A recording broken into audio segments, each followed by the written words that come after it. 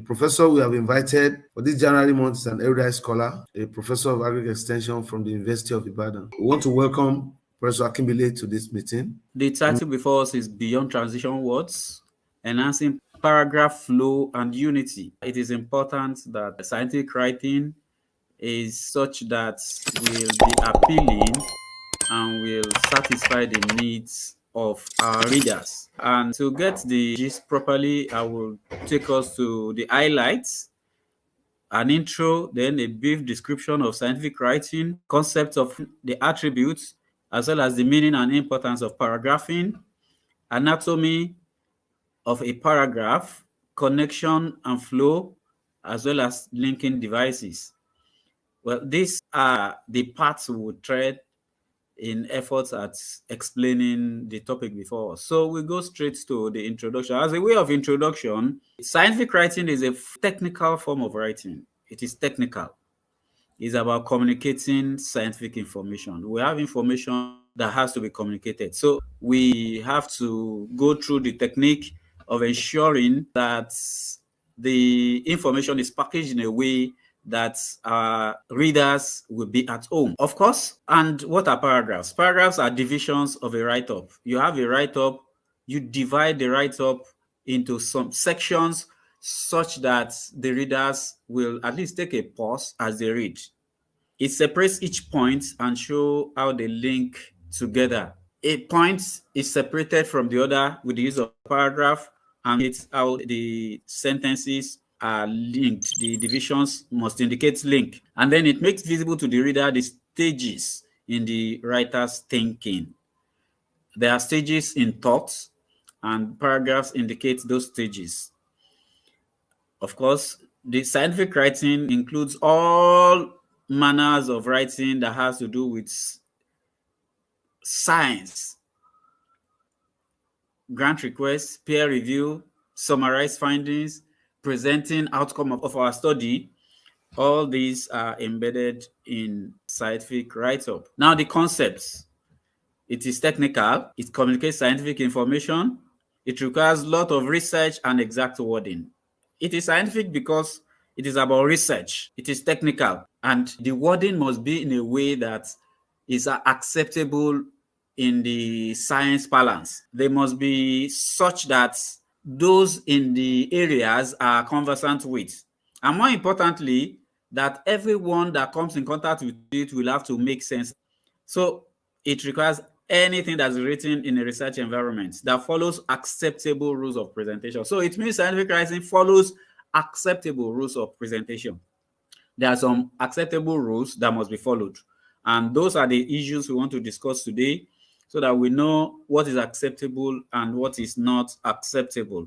And that is important so that when we have our write-ups, we are sure that it will convey the message as we so desire.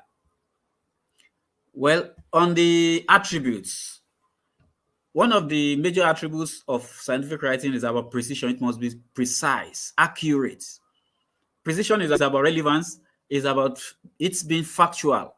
So these are important ingredients that must be taken into consideration in our write-ups so that it is accurate. It is about facts, such that, of course, facts will be constant. If it's a fact, it will be constant and it will be accurate. Then relevance. It must be relevant to the subjects. Whatever is presented must be of relevance.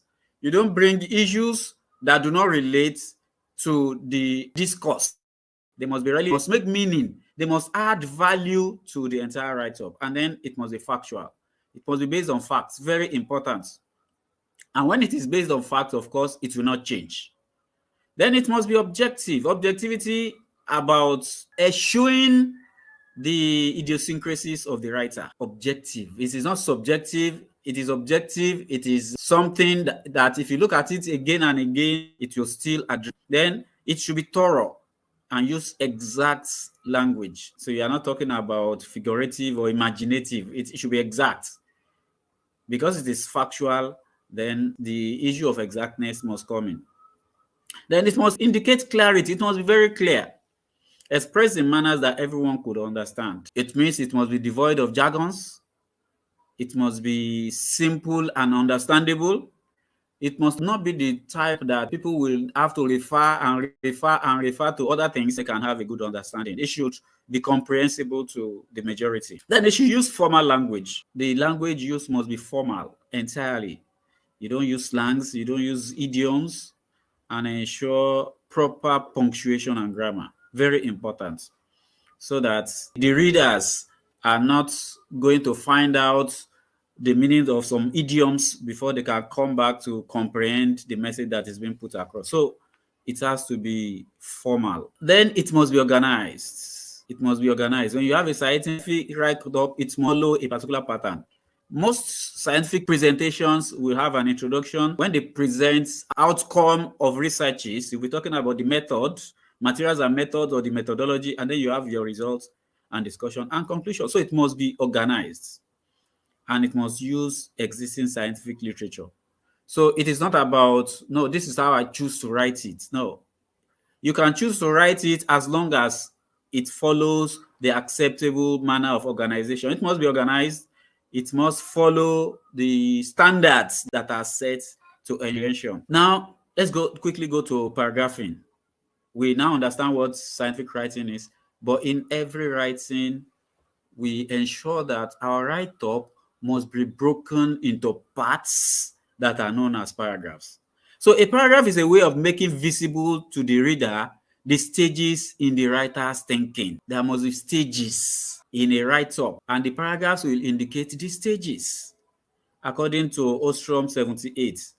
And then, so that we will know how the writer is from one stage to the next, the paragraphs indicate that. You have a paragraph and you have the next.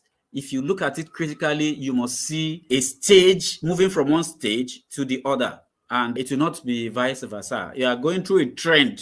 It must follow a trend, not that what should come last is coming first. So we're saying that it indicates stage, and it must be visible to the reader that, okay, this is because, okay, we have moved to this other issue, we have moved to this, and how these are organized, we will find out in the course of this discourse. Then, characteristics of paragraphs. Of course, the first one is that they make a text easier to read by breaking into sections.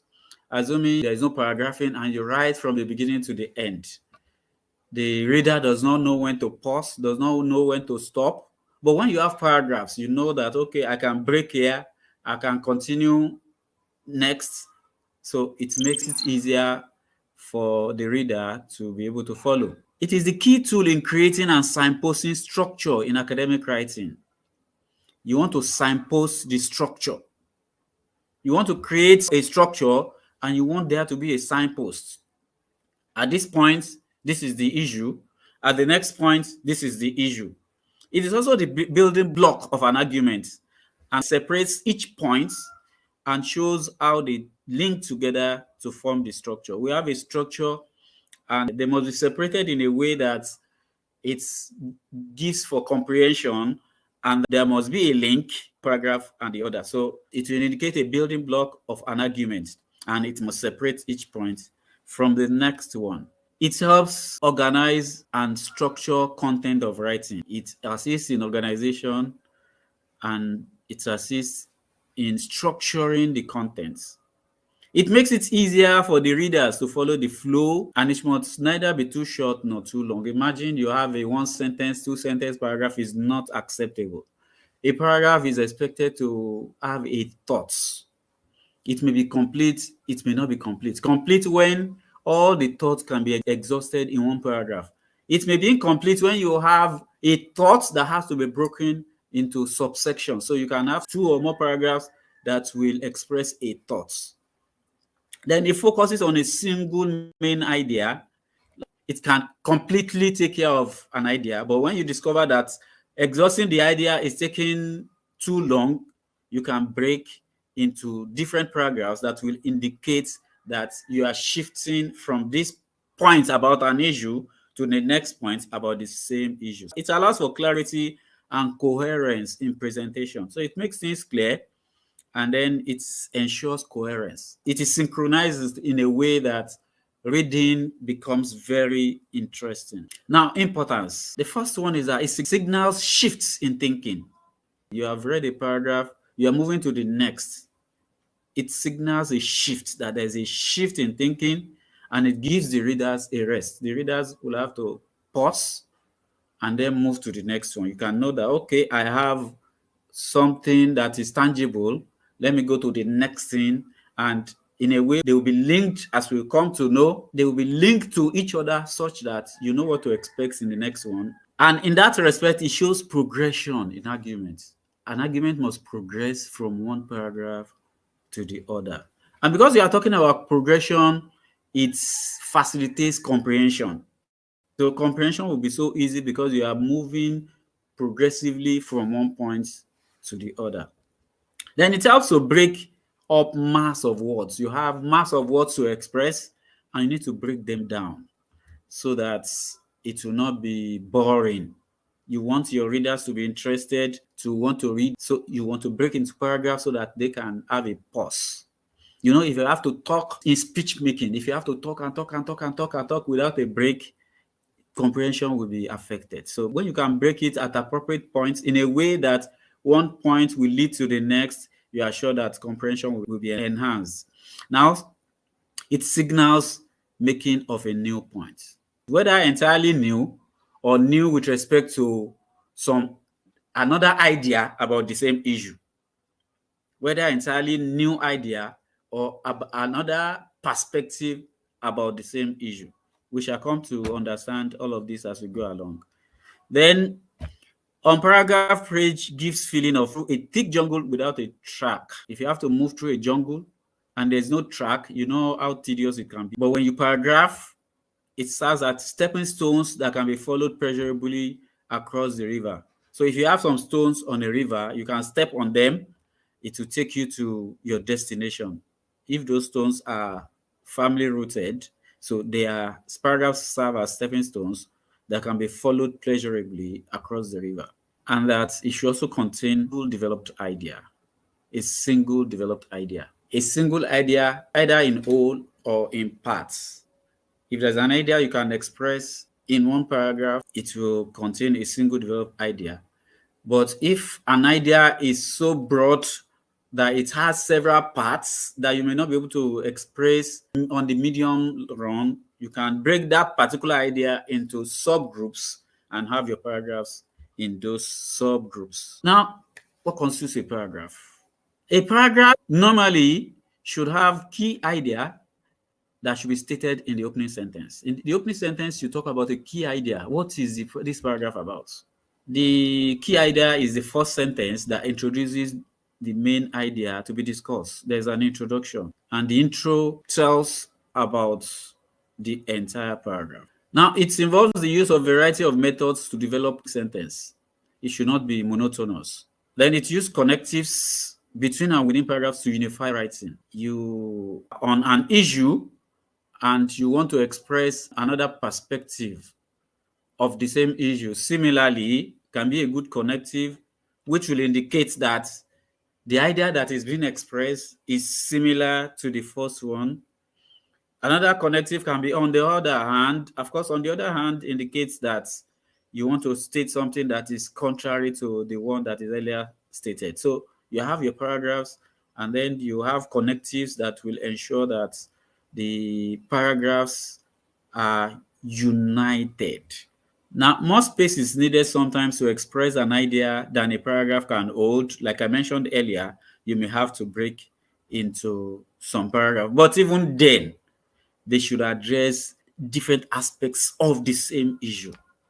Different aspects of the same issue so that you are still able to unify your writing. So an idea could be in one paragraph, and it may be in more than one paragraph like this. So at the end of the day, each of the paragraphs will express a single thought. So each of them may express thoughts about related things, but in different perspectives. So it is important that we get this and we use them appropriately. Okay, we can divide long paragraphs into most logical parts. The first sentence of a paragraph introduces main idea, like I mentioned earlier. The following sentences develop the idea. So you have a sentence that introduces the main idea. What's the main issue? The next one will now develop the main issue. And then you have a final sentence. The final sentence will summarize the paragraph and bring its main idea to an effective close. You have a first sentence that is introducing what is the issue about this paragraph. Then you have following sentences that will develop the idea, that will come up with data, substantiate the idea. And then you have the final one that sort of summarizes and gives hints about what is to follow. And in this respect, it leads reader to the next paragraph and next main idea. So having looked at this, it may be important to also see how this may affect the subject. That is a clue as to what to expect in the next paragraph. So the first and last sentences, like we have emphasized earlier, play transitional roles. The first one is introducing, the last one is summarizing and talking about what is to follow. Of course, the next paragraph pick up from there, so they are transitional, the first and the last. This is important, and we must ensure we use this so that our paragraphs will form a good flow. It clarifies progression of argument from one paragraph to the next. So progression is very important. The situation is this. As a result, it gives rise to this, and because it gives rise to this, the consequence is this. There must be progression. And in this respect, it will help in ideas. Ideas are sequenced in a way that there will be good understanding. 3 words are very important in any scientific writing. Coherence. The paragraphs must not be disjointed. One sentence must corroborate the other. They must be coherent. And then there must be cohesion. One should lead to the other. The other should be a follow-up to the previous one. And then there must be unity of thought. These 3 are the key issues about paragraphing: coherence, cohesion, and unity of thought. The thoughts, as long as it may be, when it is well paragraphed, then the thoughts must be united from the beginning to the end. And of course, we know that in every scientific writing, every section leads to the other. As an example, you develop your problem statements. Your problem statements will lead to your research questions. It will give rise to the research questions. The research questions will give direction for the objectives of the study. The objectives of the study will indicate the hypothesis that can be tested. And the type of objectives you have set will indicate the methodology. And the methodology will indicate how results will be presented. So there must be unity from the very beginning up to the end. So we have talked about 3 aspects of a paragraph now: the beginning, the middle, and the end. So let's look at each of them. The beginning, which is the topic sentence, it indicates what the paragraph is about. What is it about? In one sentence, what is the paragraph about? And then we have the middle, or the supporting sentences. They refer to the topic of the, we have a topic. All of them will now refer to that topic. All the sentences, the middle sentences, will be talking about the first sentence that you have talked about. And then you have an end or concluding sentence that indicates what the paragraph is about and perhaps what to expect in the next. And in this respect, we use connectives. Like we mentioned earlier, you use connectives to ensure that one is indicating what the other will talk about. Now, let's take those 3 aspects of a paragraph one after the other. The first one is the topic sentence. That is the first sentence in any paragraph. It introduces the topic of a paragraph. I have a topic here that we can talk about. Now, it involves topic, that is a word or phrase that will introduce the entire paragraph. And then it will have a controlling idea. That is the writer's opinion about the topic. And I have an example here. University of Ibadan is the first and best university in Nigeria. Of course, we know that the subject of that paragraph will be University of Ibadan. That is the topic. And then the controlling idea is that it is the first and best university in Nigeria. So we expect that in that paragraph, the issue will be about University of Ibadan. And we will bring out why it is the first. Of course, we can rely on history for that, and why we think it is the best. Those are issues that will be discussed in that paragraph, because that is what the first sentence indicates. We want to discuss University of Ibadan in this paragraph, and we want to discuss it in the context of its being the first and the best university in Nigeria. So University of Ibadan is the topic. It being the first and best is the controlling idea. So you have a topic and you have a controlling idea in one sentence. And that is the starting sentence. And ensure that the controlling idea is to motivate readers to be inquisitive. We have been told that it's the first and best. How is it the best? I mean, that question can prop your mind, and you want to find out from that paragraph how, with data, that it is the best. Now, logic and evidences of following sentences will justify the supporting or controlling idea. So the evidences that are provided, the logics that are advanced in the following sentences will justify the supporting or controlling idea. So that is basically what a paragraph is about. You have the first sentence or topic sentence, and it must include a topic as well as a controlling idea. When you have this, you are sure that your first sentence is in order. And then the body or the supporting sentences. So it means if you have a paragraph, you can divide the entire paragraph into three. You have a first sentence, and then several supporting sentences, and then you have a concluding sentence. So let's now talk about the body or the supporting sentences. Now, there are sentences that build up the body of the paragraph.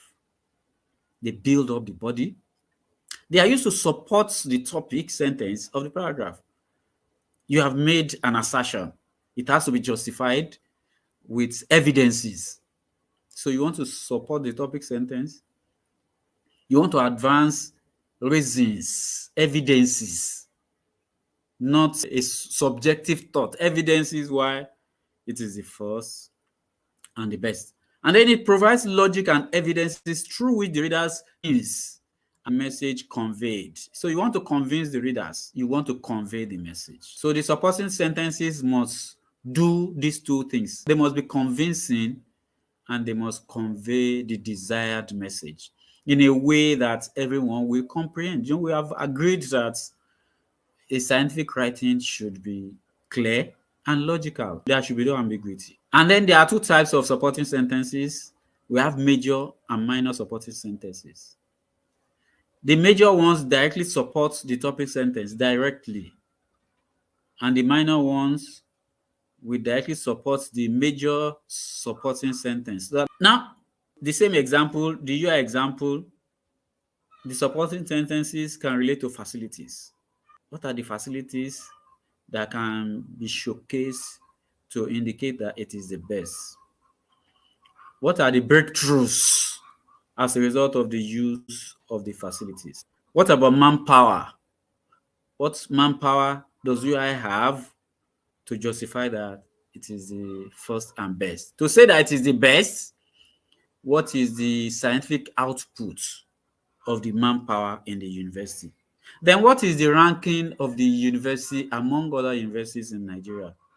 Those are issues that can come either as major or minor supporting sentences. So there must be sentences that support the first statement that is made, so that the readers will be convinced that, okay, there is sense or merit in the first statement that has been made. Then there is a concluding sentence. Of course, the concluding sentence restates the topic sentence. You have said that University of Ibadan is the first and the best. Restatement, concluding sentence, as it's also called, on the basis of all the arguments you have advanced. Why is University of Ibadan the first and best?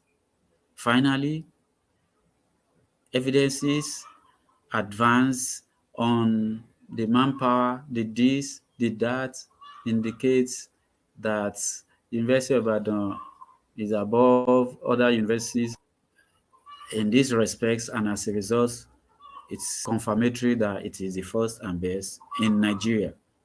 So it's like you are stating the topic sentence in a different way, by way of summarizing all the major supporting sentences. You have supporting sentences, you want to summarize. That will be the last sentence. It may start with a transition, such as in short, in conclusion, in summary, and issues like that. So you are sort of summarizing. You have supporting sentences that express why the first sentence is scientifically proven, and then the concluding sentence will sort of summarize all that has been said in that paragraph and will conclude in a way that a look at it will indicate what the paragraph is about. So if one looks at the first sentence and the last sentence, one should be able to infer the content of a paragraph. So if you don't have a paragraph that satisfies this condition, and then you have to have a look at it, there must be a topic sentence, there must be supporting sentences, and there must be a concluding sentence. Now let's look at connections and flow of idea between paragraphs. We cannot have a scientific writing without emphasizing the characteristics of coherence, cohesion, and unity. Now, if we look at this, you will discover that coherence is about quality of internal consistency. There must be consistency in the write-up. And then there must be logical arrangement of parts. If they are not logically arranged, if they are not in good sequence, the paragraph would not be a good one. And then with respect to cohesion, it's about the state of working together. One aspect must buttress the other. They must be together. Then grammatical or lexical relationships between the different parts must be coherent, must be cohesive. They must agree and relate well with one another. You don't have an argument, University of Ibadan being the first and the best, and then you bring in issues that are not related to the university being the first and best. It may be about UI, but if it is not justifying the fact that it's the first and best, it will not be relevant. And then there will be no cohesion. But if every statement justifies that topical statement, then the issue of cohesion comes in. Then unity, state of being one undivided entity. Imagine that you have a PhD thesis of 300 pages, and we're talking about unity from the very beginning to the end. This is very important in scientific writing, and this is very important in articulating our paragraphs. There must be unity. One paragraph and the other must be united. They should not be at variance. When you have your results, you can advance contrary results to further explain your own results. So there must still be unity. Paragraphs must be seen as complete in itself. They must be complete. They must express all that has to be expressed towards a direction, to the extent that when you bring in issues that do not agree, you still come up with why those disagreements could come to place and what explanations could be advanced for the disagreements. These are important in scientific writing and especially in paragraphing, so that our paragraphs are up to the standard that will be acceptable in scientific writing. Now, all these are important when we write. It's important that when we write, we look again at our work. It's like if you have several paragraphs and you look at the first sentence, the last sentence, the first sentence and the last sentence, the first sentence and the last sentence, and you cannot get a sequence, you cannot have a sequence, then you have not got it right. There must be a sequence. The ideas must flow, one dovetailing into the other. When you have not achieved this, you are not on point. So they must be so sequential that they are united. So you can look at just the last sentences of every paragraph and get the gist of a scientific writing. We also have to link, and there are issues known as transitions. Transitions. Of course, transitions can be a word, it can be two words, it can be a phrase, it can be a sentence. As an example, you are talking about UI as the first and the best, and you talk the manpower, the advantage with respect to manpower and the productivity, manpower productivity. By the time you move to the next paragraph that is talking perhaps about the facilities, there must be a transition to link the two paragraphs. A transition that will say that, okay, also, that is a transition. When you say also, it suggests that in addition to the first issue that has been raised, or furthermore, you can see that you are moving from one point to the other. They are very important in paragraphs and they must be used effectively. We are saying our discourse must be progressive, must be coherent. When we have transitions, it makes it very easy. When you see furthermore, of course, you know what to expect. And if you see alternatively, you know what the next paragraph is about. It's talking about an alternative way of looking at it. However, of course, they indicate a transition. So it can be at the end of the first paragraph, beginning of the second paragraph. It can be at both places, such that you indicate what is following. With that phrase or word, you indicate what is to follow. And we have examples like I have mentioned also. Furthermore, similarly, alternatively, however, all of these have serious role to play in our write-up. When you have a good paragraph, it must indicate transitions. There must be connectives. There must be transitions to indicate that, okay, you have to move from this point to another point. And you are interested in, okay, what is the point about? What is the next point? What is the next point? However, okay, what is a contrary view that is being expressed here?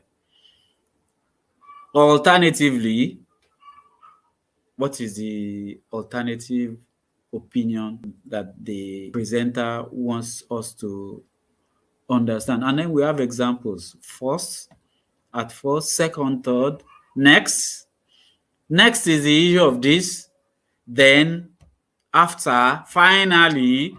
Of course, when you see finally, it tells you that, okay, maybe this is going to be the last point under this discourse. We have had some points. Finally tells you that, okay, that will be the last. Also, however, and it may not be single words, it may not be two words.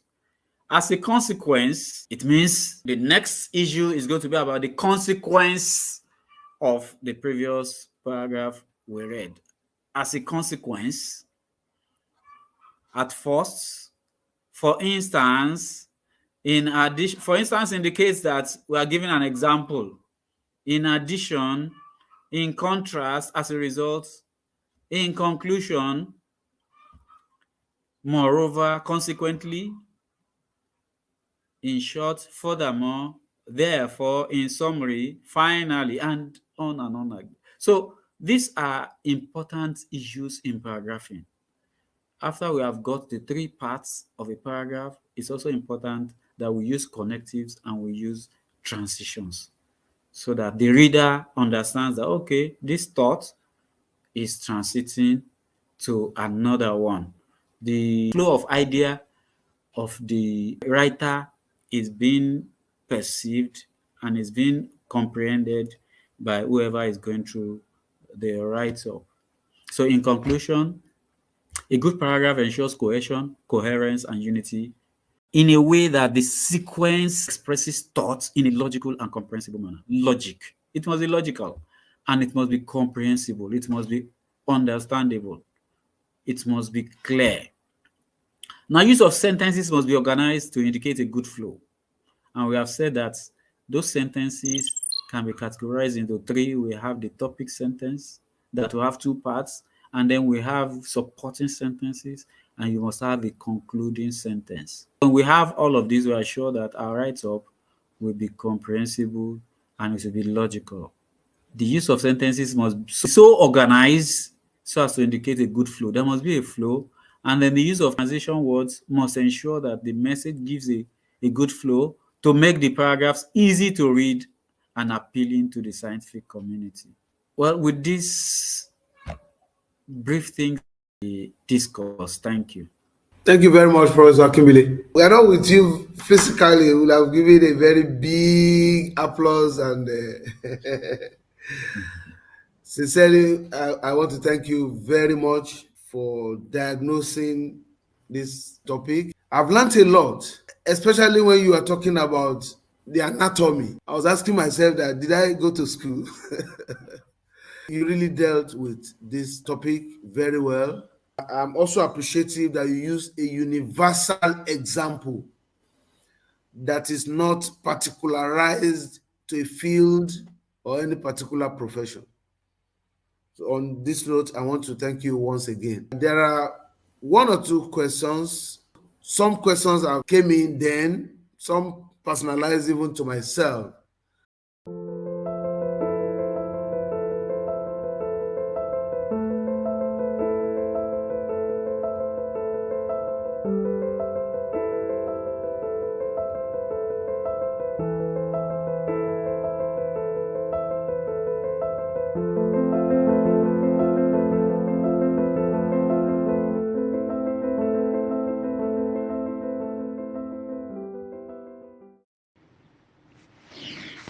Yes, the attributes of scientific writing. On the question of whether it is universally applicable, and well, the issue is that it is universally applicable, that write ups must be precise, that it must be clear, and that it must use formal language is a universal issue that must be complied with by all scientific writers.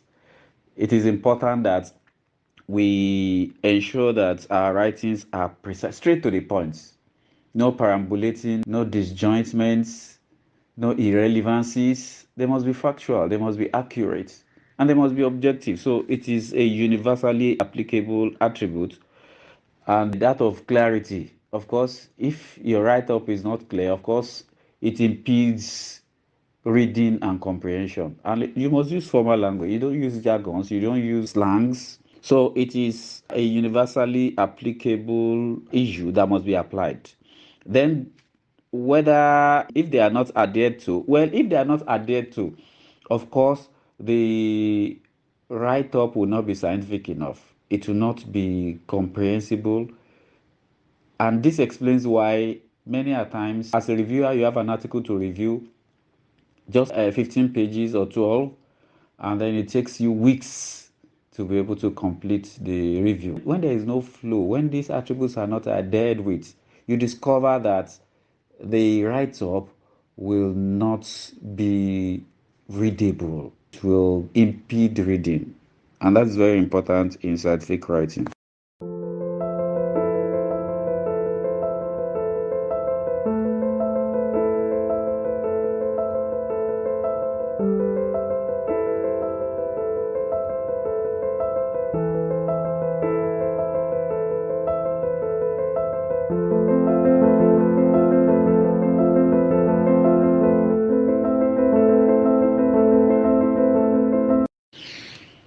Well, on the issue of misuse of transition words, well, transition words have their imports and they must be used in a way that they convey the import. If that is not achieved, then there is an issue. So it's important that our transition words must be precise and they must not be misused. Misuse, of course, will bring confusion. As an example, you want to bring up a paragraph that is related to the previous one. Instead of using similarly, you use however. I mean, by the time you go through the paragraph, you discover that the however does not go with it. Of course, it affects the write up.